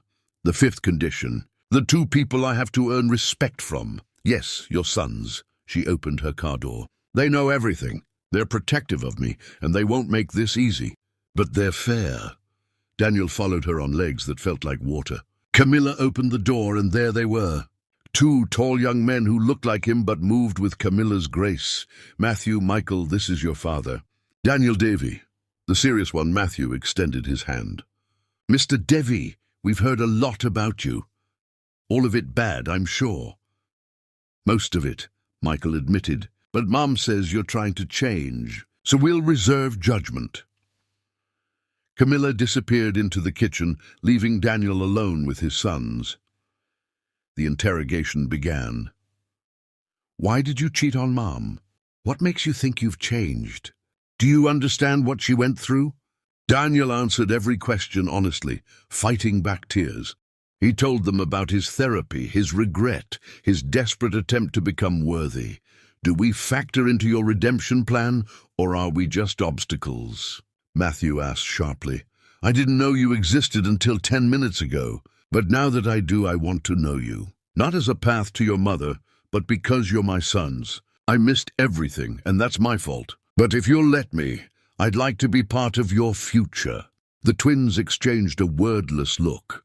"We'll see," Michael said. "Actions matter more than words. Mom taught us that," Matthew added. "So prove yourself." Camilla returned with coffee. They talked for hours about the twins' plans, studies, lives. Daniel listened more than he spoke, trying to absorb everything. When it was time to leave, Matthew walked him out. "Don't hurt her again. She's the strongest person we know, but everyone has a breaking point." "I won't, I swear." "Good, because if you do, you'll deal with us." Daniel drove home in a daze. He had sons, brilliant, protective, remarkable sons. He'd won the fifth condition, not their respect yet, but the chance to earn it. Now he just had to prove he deserved a second chance at the family he'd destroyed. Camilla had learned to rely only on herself, to push beyond human limits, because she'd survived on her own for so long she'd forgotten how to ask for help. A doctor emerged, clipboard in hand. Family of Camilla Moreau. They stood as one unit. "How is she?" Daniel asked. "Stable. Severe exhaustion and dehydration. Her blood pressure was dangerously high. We're keeping her overnight for observation, but she should make a full recovery with rest." The doctor looked at each of them. "She's been running herself ragged. This is her body's way of forcing her to stop. Make sure she actually rests when we release her." They were allowed in 2 at a time. The twins went first, leaving Daniel alone with his spiraling thoughts. What if something worse had happened? What if he'd wasted these months being careful and patient when he should have been fighting harder to show her she didn't have to carry everything alone? When Matthew and Michael emerged, Michael squeezed Daniel's shoulder. "She's asking for you." Camilla looked small in the hospital bed, IV tubes snaking from her arm, monitors beeping steadily. Her eyes were closed, but they fluttered open when he approached. "You came," she whispered. "Of course I came." Daniel pulled a chair close and took her hand carefully, mindful of the IV. "You scared us all half to death." "I'm fine. Just tired." "You collapsed, Camilla." "That's not fine. I have too much work." "The work will wait." "Your health won't." He stroked her hand gently. "Why do you do this to yourself? You have a whole firm of talented people. Let them help you. I can't afford to fail. If I slow down, if I let anything slip, you won't fail. You're brilliant and successful, and you've proven yourself 1,000 times over. You don't have to keep fighting like you're still that woman with nothing." His voice cracked. "Please, let people help you. Let me help you." Tears slid down her cheeks. "I don't know how to stop. Hustling is all I know. It's what kept us alive. But you're not just surviving anymore. You're allowed to live, Camilla, to rest, to let other people carry some of the weight." He brought her hand to his lips. "You don't have to do everything alone anymore." She cried then, really cried, years of exhaustion and fear and stubborn independence breaking apart in that sterile room. Daniel held her as best he could with the hospital equipment between them and felt his own tears fall. The twins reappeared in the doorway, drawn by their mother's distress. They crowded into the room, and suddenly all four of them were there, this family that had been fractured and was slowly, painfully reassembling. "We've got you, Mum," Michael said, taking her other hand. "All of us." "You're not alone." "You were never alone," Matthew added. "You just thought you had to be." Camilla looked at each of them, her sons who'd grown strong despite everything, and Daniel who was trying desperately to become the man he should have been all along. "I'm sorry. For being stubborn, for not asking for help." "Save your apologies," Daniel said gently. "Just promise you'll actually rest. Only if you all promise to help me with the tower project. I can't do it alone, and it's due in 3 weeks. "Done," all three men said simultaneously. That week became a revelation. Daniel moved into Camilla's guest room with the twins' approval and took over managing her household so she could recover. He cooked meals following recipes Michael texted him. He fielded calls from her firm. He learned the intricate dance of caring for someone without smothering them. The twins came and went, bringing homework and laughter and the casual chaos of young adult life. The house that had been Camilla's sanctuary became something more, a home filled with voices and presence and the messy reality of people learning to be a family. At night, Daniel would check on Camilla before going to his own room. These moments became sacred, her propped up in bed reviewing designs, him bringing her tea she'd actually drink because he made it exactly how she liked it. "You don't have to do all this," she said one night. "I want to." He sat on the edge of her bed, careful to maintain appropriate distance.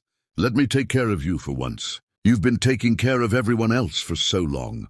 It feels strange, letting myself be vulnerable. Vulnerability isn't weakness, Camilla. It's trust. And I'm grateful you trust me enough to help." She studied him in the dim light. "You really have changed, haven't you? This isn't a performance. No, this is me trying to be worthy of you. Every single day." The tower project became their shared obsession. Daniel worked alongside her team at Moreau Designs, bringing his resources but respecting her vision. Late nights found them hunched over blueprints at her dining table, debating load calculations and aesthetic choices while the twins studied nearby. One evening, their hands reached for the same pencil. The contact sent electricity through Daniel's arm. Camilla's eyes met his, and for a suspended moment, the years collapsed. He saw recognition there. She felt it too. this magnetic pull that had never died despite everything. "Camilla," he breathed, leaning closer. She didn't pull away, but she didn't close the distance either. "We can't, not yet. I'm still scared." "I know." He forced himself to sit back. "I can wait, however long it takes." But the tension between them was unbearable now. Every accidental touch, every shared glance, every moment of unguarded laughter reminded them both of what they'd once had and what they might reclaim. The twins noticed, of course. Nothing escaped those two. "Just kiss her already," Michael said one day when they were alone. "The sexual tension is killing all of us. It's not that simple." "It is exactly that simple. You love her. She loves you. You've both done the work. What are you waiting for? A written invitation?" "Her to be ready. Her to trust that I won't hurt her again." Matthew joined them, having overheard. "Mom's not going to make the first move. She's too scared. You're going to have to take the risk. What if she rejects me?" "Then you'll deal with it," Matthew said firmly. "But you'll never know unless you try. And honestly, Dad, watching you two dance around each other is exhausting. Either commit or walk away, but stop existing in this limbo." The tower presentation loomed, the culmination of months of work. Camilla was nervous in a way Daniel had never seen her, pacing, second-guessing, running through contingencies. "What if they hate it?" she asked the night before the presentation. "They won't. It's brilliant. You're brilliant. You have to say that." "No, I don't. I could say it's adequate or promising or has potential. I'm saying it's brilliant because it is. You took my ego project and turned it into something meaningful. A building that serves the community instead of just announcing its owner's wealth. They'd be fools to reject it." She looked at him with something like wonder. "You really believe in me. Always have. I just forgot to show it. I won't make that mistake again." The presentation went flawlessly. Camilla commanded the room with quiet confidence, walking the board through every design choice, every sustainable feature, every community benefit. When she finished, there was a moment of silence before the entire room erupted in applause. They awarded her the contract on the spot. The celebration afterward was joyous. Her whole firm gathered at a restaurant, champagne flowing, everyone congratulating Camilla on landing the biggest project of her career. Daniel watched from across the room as people told her how much she deserved this, how proud they were, how lucky the firm was to have her. She glowed, literally glowed with happiness and vindication and the satisfaction of a job well done. And when her eyes found his across the crowded room, the look she gave him made his heart stop. Later, after most people had left, they found themselves on the restaurant's rooftop terrace. The city sprawled below them, lights twinkling like earthbound stars. Camilla leaned against the railing, her face tilted toward the sky. "I did it," she said softly. "I actually did it." "You did." Daniel stood beside her, close enough to feel her warmth, but not touching. "Your 6 months are up, by the way. My contract with your firm ended today." She turned to face him. "I know, I've been thinking about that. And I don't want you to leave. The firm, I mean, you've become integral to what we do. The team respects you. You've brought insights and resources we needed." She paused. "But also, I don't want you to leave. Other things, my life. The boys' lives. This fragile thing we've been building." Her voice dropped to barely a whisper. "I don't want you to leave me again, Daniel." He turned to face her fully, his heart hammering. "I'm not going anywhere. Not unless you send me away. Camilla, these months with you, with our sons, have been the happiest of my life. I wake up grateful and go to bed hopeful. I'm better because of you. I'm whole because of you." "I'm still scared," she admitted. "Terrified, actually. What if I'm making the same mistake twice?" "You're not, because I'm not the same man, and you're not the same woman. We're both scarred and wiser and capable of choosing better this time." He took her hands in his. "I love you, Camilla. I loved you when we were kids playing at marriage. I loved you when I was too stupid to protect that love. I loved you through 20 years of absence. And I love you now, with everything I've learned about what love actually means. Not passion or excitement, but showing up, protecting, cherishing, choosing you every single day. Chapter 8. Fathers and Sons. The basketball swished through the net. Michael grabbed the rebound and tossed it to Daniel, who'd barely broken a sweat despite keeping pace with his sons for the past hour. Not bad for an old man, Michael called out, grinning. Daniel shot from the three-point line and made it. I've still got some moves. Matthew intercepted and executed a perfect layup. Mom said you played in college. Before you got too important for hobbies. The comment had teeth, but Daniel took it. Everything with the twins was a test. Could he handle their jabs, their protectiveness, their skepticism? She wasn't wrong, Daniel admitted, taking a water break. I got so obsessed with building my empire that I forgot why empires matter. They're supposed to serve something larger. And what does yours serve now? Matthew asked, always pushing. Honestly, I'm still figuring that out. Working at your mom's firm taught me something. She builds spaces for people to live. I built monuments to my ego. There's a difference. The twins exchanged one of their wordless looks. Daniel was learning to read these. This one said he'd given an acceptable answer. They played until the sun slanted low. As they walked back, Michael clapped Daniel on the shoulder. Same time next week? I'll be here. Good. And maybe bring better trash talk. Matthew's getting too cocky. Daniel's relationship with Matthew required more work. The serious twin had his mother's wariness, her ability to withhold trust. They met for lunch one afternoon at Matthew's request. He'd chosen a corner booth where they could talk privately. Mom says you completed your 6 months at her firm, Matthew said after they'd ordered. I did. Desmond said I graduated from completely hopeless to merely incompetent. Matthew didn't smile. Why did you do it? Was it really about making amends, or just another way to manipulate her? The question was brutal and fair. At first, maybe a little of both. I wanted absolution, but somewhere in those 6 months, it stopped being about what I wanted and became about what she deserved. She deserved to see me humbled, to watch me struggle. And what did you learn? That I was a fool. That your mother is the strongest person I've ever known, and I didn't recognize that when I had the chance. Daniel leaned forward. Matthew, I know you don't trust me. You shouldn't, but I'm asking you to let me prove day by day that I'm capable of being better. Matthew studied him. Do you know what it was like? Growing up and watching her work herself to exhaustion, knowing she sacrificed everything so we could have decent lives. And I can imagine. No, you can't. Matthew's voice was hard. You can intellectualize it, but you can't actually know what it was like to be 7 and aware that your mum hadn't eaten dinner, so you and your brother could have seconds. That's the reality you created. Daniel felt the words like hammer blows. You're right, and I'll spend the rest of my life wishing I could undo it. But I can't, so all I can do is be here now if you'll let me. Mom loves you still, Matthew said abruptly. She pretends she doesn't, but I see how she looks at you. It terrifies me, because I don't want her hurt again. If this is all a performance, I need you to walk away now.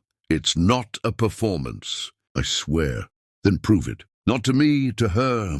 They finished lunch in silence, a fragile truce established. When Matthew hugged him goodbye, quick and awkward but real, Daniel had to fight back tears. Michael was easier, more open. He invited Daniel to his medical school orientation, introduced him as my father, seemed genuinely interested in building a relationship. I'm not saying I'm not angry, Michael explained over dinner. I am, but you're also my father, and I've spent my whole life wondering what that would be like. I'm choosing to hope rather than assume the worst. That's remarkably mature. Mom raised us to give people chances, but only one chance. Remember that. The therapy sessions with Camilla continued, growing deeper. They excavated old wounds, examined patterns, challenged each other's narratives. You're both different people now, Dr. Ashford said during one session. The question isn't whether you can recreate what you had. It's whether the people you've become can build something new. Daniel glanced at Camilla. Is that something you'd want? Building something new? She didn't answer immediately. I don't know. Part of me will always protect the woman who was destroyed. But part of me wonders. Wonders what? If maybe we both needed to break completely to have any chance of being whole together. They started spending more time together outside of therapy. Coffee meetings turned into lunch. Lunch turned into dinner. Dinner turned into walks through the city. One evening at the Beltline, surrounded by joggers and families, they walked without touching. "The boys are incredible," Daniel said. "How did you do it?" "Bundy, I didn't have a choice. When you're the only thing standing between your children and disaster, you find strength." Camilla paused to watch a father teaching his daughter to ride a bike. "But I also had help. Anouk and Octavia and others. I learned that community matters more than money. I'm sorry you had to learn that the hard way." "Stop apologizing." She turned to face him. "I want to know what's next. You've completed all 5 conditions. What do you actually want from me?" He'd been dreading and hoping for this question. "I want whatever you're willing to give. If that's friendship, I'll take it. If it's more, I'll spend every day earning it." "That's not an answer." "Fine, you want honesty." Daniel stopped walking. "I want you back. I want the chance to love you the way I should have. I want to wake up next to you and build a life where you never doubt you're cherished. But I know I don't deserve that. So I'll take whatever pieces you're willing to share." Camilla's eyes glistened. "You hurt me so deeply.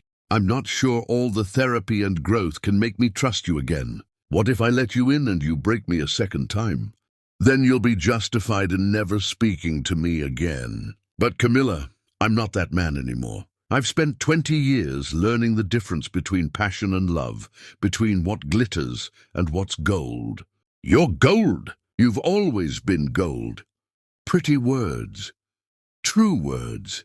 He wanted to reach for her but kept his hands at his sides. "If you give me another chance, I will protect what we build like it's the most precious thing in existence." "Because it is." "You are.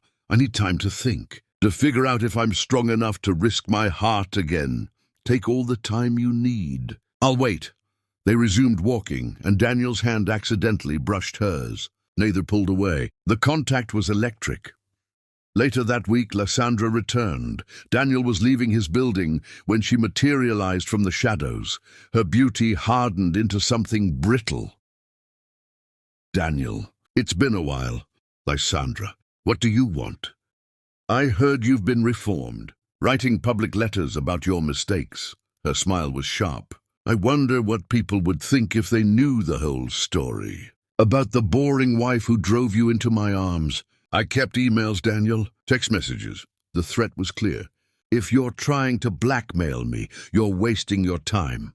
I don't care what you release. I've already told the world I was unfaithful. They might matter to her." "Your ex-wife. Does she know you were complaining about her for months?" Get away from me, Lysandra. You got your money. That's all you're entitled to. I'm entitled to whatever I can get." But she was backing down. "You always were too noble." She disappeared. Daniel called Camilla immediately. Lysandra approached me, threatened to release old messages where I complained about you. "I wanted you to hear it from me first." There was a pause. "Thank you for telling me." "And Daniel, I don't care about old messages. I know who you were then. I'm more interested in who you are now. I'm someone who would never let that woman harm you. You're more important than my reputation." "Good answer." He could hear the smile in her voice. "The boys are expecting you for dinner tomorrow. Michael is cooking. You'll need your strength." Something had shifted. She'd defended him. She'd invited him to family dinner. Maybe trust was being rebuilt. That night, Daniel lay in bed and let himself imagine impossible things. Family dinners, lazy mornings, growing old with Camilla and watching their sons build lives, grandchildren, laughter, love earned and protected. It wasn't guaranteed. It might never happen. But for the first time in 20 years, Daniel Deevy felt like his future held something more valuable than money. It held hope. And hope, he was learning, was worth more than every empire he'd ever built. Chapter 9. The Unraveling and the Revolution. The hospital waiting room smelled of antiseptic and burnt coffee, and Daniel's hands wouldn't stop shaking. Michael had called at 3 in the morning, his voice tight with controlled panic. "Dad, it's Mom. She collapsed at home. We're at Piedmont General. Can you come?" Daniel had broken every speed limit getting there. Now he sat between his sons, all 3 of them silent with fear, waiting for doctors to emerge from behind those forbidding double doors and tell them whether Camilla was dying or just exhausted or something in between. "She's been working too hard," Matthew said, his voice hollow. "The tower project, plus 3 other major contracts. She won't delegate, won't slow down." "She never does," Michael added. "We tried telling her. She just smiled and said she was fine." Daniel closed his eyes, hating himself all over again. Even now, decades later, his actions rippled forward. "Daniel, you don't have to say it back. You don't have to decide anything tonight. I just needed you to know. Whatever you decide, wherever this goes, I'm yours, completely, irrevocably yours." Camilla's eyes glistened with tears. She opened her mouth to respond, but footsteps on the stairs interrupted them. Theron appeared slightly drunk and grinning widely. "There you 2 are! Camilla, you were magnificent tonight. Daniel won't shut up about you." "Oh." He registered the intensity of the moment. "Am I interrupting?" "Yes," Daniel said. "No," Camilla said simultaneously, stepping back from Daniel. "We should get back to the party." She disappeared down the stairs, leaving Daniel alone with Theron and a moment that had been building for months, now fractured. "I'm an idiot," Theron said, wincing. "I interrupted something important. It's fine. Or it will be. I hope." Daniel ran his hands through his hair, frustrated. She was about to say something. "Then she'll say it when she's ready. Come on, let's rejoin the living." But the moment was lost. Camilla stayed close to her employees the rest of the night, and when Daniel tried to catch her alone, she smiled and said she was tired and needed to get home. The twins drove her. Daniel went to his own penthouse, which felt emptier than ever after weeks of living in the warm chaos of Camilla's home. He'd laid his heart bare, told her he loved her, and she'd run. Maybe Matthew was right. Maybe he needed to stop waiting for permission and just take the risk. Maybe he needed to fight for her instead of being so respectful of her boundaries that he never crossed them. Or maybe she needed more time, more proof, more certainty that he wouldn't shatter her again. Daniel stood at his window looking out at the city, at the building he owned, but Camilla had reimagined and made a decision.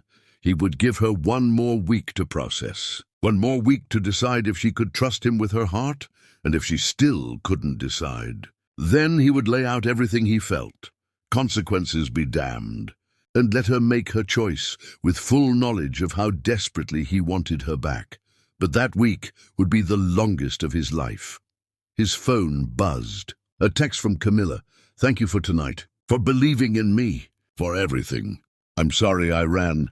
I just needed to think." He typed back, "Take all the time you need. I'm not going anywhere." But as he sent the message, Daniel knew he was lying. He couldn't exist in this limbo forever. Something had to break, one way or another. The question was whether it would be her walls or his heart, and he'd find out soon enough which one was more fragile. Chapter 10. The Redemption of Love. Camilla stood in the rain outside, Daniel's building at midnight, soaked through and shivering, finally understanding what it meant to choose love over fear. 3 days had passed since the rooftop. 3 days of the twins watching her with knowing eyes. 3 days of lying awake, remembering the way Daniel had looked at her when he said, "I'm yours." She'd driven herself crazy analyzing, weighing risks, building walls that kept crumbling. The moment she thought of his hands holding hers, or the way he'd learned to make her tea exactly right, or how he'd stayed up all night helping Matthew with a law school application just because it mattered to their son. Tonight, Michael had finally confronted her. "Mum, what are you so afraid of?" "That he'll hurt me again." He won't, but even if he did, you'd survive it. You survived it before when you had nothing. Now you have us, your career, your strength. You're afraid of pain that can't actually destroy you anymore. Matthew had added quietly, you taught us that love is worth the risk. Maybe it's time you believed your own lesson. So here she was, soaked and shaking, pressing the buzzer to Daniel's penthouse. Yes? His voice through the intercom sounded tired. It's me. Can I come up? Silence. Then, of course. The elevator ride lasted an eternity. When the doors opened directly into his penthouse, Daniel was waiting, backlit by the city lights, wearing sweatpants and a t-shirt that somehow made him more attractive than any expensive suit. You're soaking wet, he said, already moving toward her with a towel he'd grabbed from somewhere. What happened? I was sitting in my car outside for 20 minutes trying to find courage. She let him wrap the towel around her shoulders. I'm terrified, Daniel. Absolutely terrified. Of me? Of this. Of trusting you with my heart again. Of being vulnerable. Of, her voice broke, of loving you as much as I do. His hands stilled on the towel. What did you say? I love you. The words tumbled out in a rush. I never stopped. Not through the betrayal or the years or the pain or the rebuilding. I buried it so deep I almost believed it was gone, but it wasn't. It was just waiting. And these months, watching you become the man you were always capable of being, seeing you with our sons, experiencing your gentleness and your patience and your genuine remorse, I can't keep pretending I don't want this. Want you. Want us. Daniel cupped her face with shaking hands. Are you sure? Because once I touch you, once I let myself believe this is real, I won't be able to let you go again. I'm sure. I'm choosing this. Choosing you. Choosing us. He kissed her then, and it was like coming home after a lifetime in exile. His lips were gentle at first, questioning, making sure she was certain. Then Camilla's hands fisted in his shirt, and she kissed him back, with 20 years of hunger, and gentleness ignited into desperation. They broke apart, gasping. Daniel rested his forehead against hers. I love you so much it physically hurts. Show me. She pulled him toward his bedroom. Show me how much. No more waiting. No more fear. They shared wet clothes and old grief together. When Daniel laid her on his bed, he worshipped every inch of her with his hands and mouth, tracing stretch marks from carrying their sons, kissing scars she'd earned surviving, memorizing the geography of her body like a pilgrim learning sacred ground. You're so beautiful, he breathed against her skin. So impossibly beautiful. Camilla arched into his touch, relearning the planes of his body, cataloguing new scars and the silver threading his hair. We're not who we were.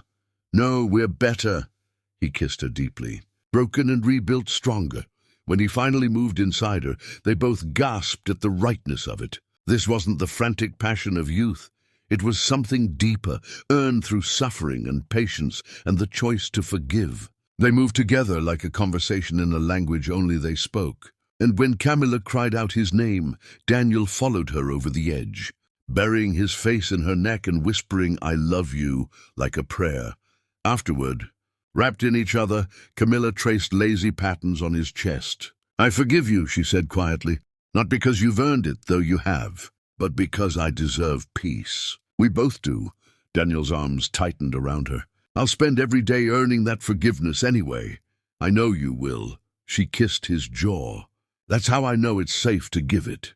They made love again, slower this time, savoring every touch. When they finally slept, it was tangled together, years of absence erased by simple proximity.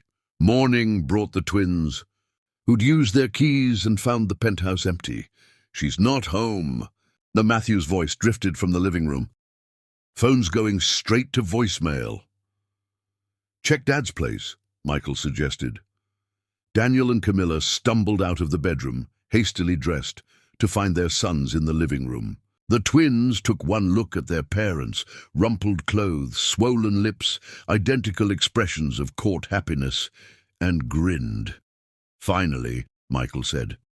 About time, Matthew added. We were about to lock you both in a room. Camilla blushed.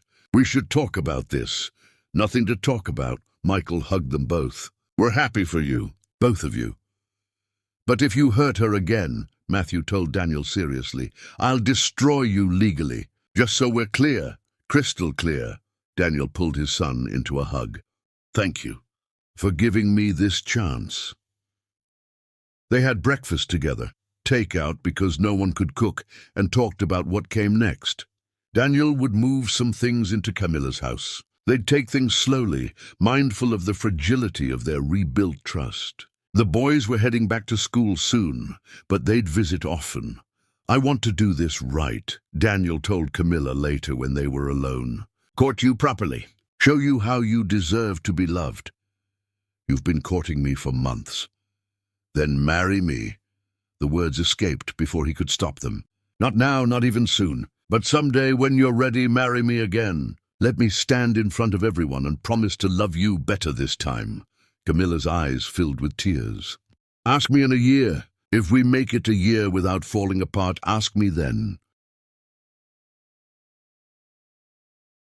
It's a deal. They spent the following months learning to be together without the weight of conditions or therapy assignments. Daniel taught Camilla to delegate at her firm. She taught him that success meant nothing without connection. They had arguments and make-ups, tested boundaries, and established new ones, built a relationship on the foundation of their shared history, but with the wisdom of their separate growth. 1 year later, almost to the day, Daniel took Camilla back to the rooftop where he'd first confessed his love. Their sons were there, along with Theron and Octavia and Anouk and everyone who mattered. He got down on one knee with a ring, simpler than the first one, more meaningful. Camilla Evan Moreau, I once promised to love you forever and broke that promise. I'm asking for the chance to make that promise again, with full understanding of what forever actually means. It means choosing you on hard days. It means protecting what we build. It means never ever taking you for granted. Will you marry me? Yes. She pulled him up and kissed him. Yes, 1,000 times yes. The wedding was small, just family and close friends in the garden courtyard of her firm's building. Camilla wore a simple dress. Daniel wore a suit without flash. And when they exchanged vows, they didn't use traditional words. I promise to show up, Daniel said, to choose you daily, to honor the woman who survived my worst and still found grace enough to forgive me. I promise to trust, Camilla said, to be vulnerable, to build with you instead of apart from you, to remember that we're stronger together. Matthew and Michael stood as joint best men, and when the officiant pronounced them married, both twins shouted, "Finally!" loud enough to make everyone laugh. That night, in a hotel suite overlooking the city, Daniel and Camilla lay tangled in sheets and each other, mapping bodies they now knew by heart. We lost 20 years, Camilla whispered. We gained wisdom, sons, and a love strong enough to survive death and resurrection. Daniel kissed her slowly, thoroughly. I'd live those 20 years of pain again if it meant ending up here, with you, with this understanding of how precious you are. Don't waste any more time then, Camilla said, pulling him closer, and he didn't. They made love like people who'd learned that time was finite, but love, real love, could transcend it. When they finally slept, it was with smiles on their faces and peace in their hearts. 6 months later, Camilla discovered she was pregnant. The news terrified them both, but Daniel's hand on her belly and his tears of joy reassured her this time would be different. Their daughter was born into a family whole and healed, held by a father who'd learned that the greatest success was measured in moments, not money, and loved by a mother who'd survived everything and found her way back to hope, and in the space where betrayal once lived. Forgiveness built a palace more beautiful than memory, more enduring than regret. The end.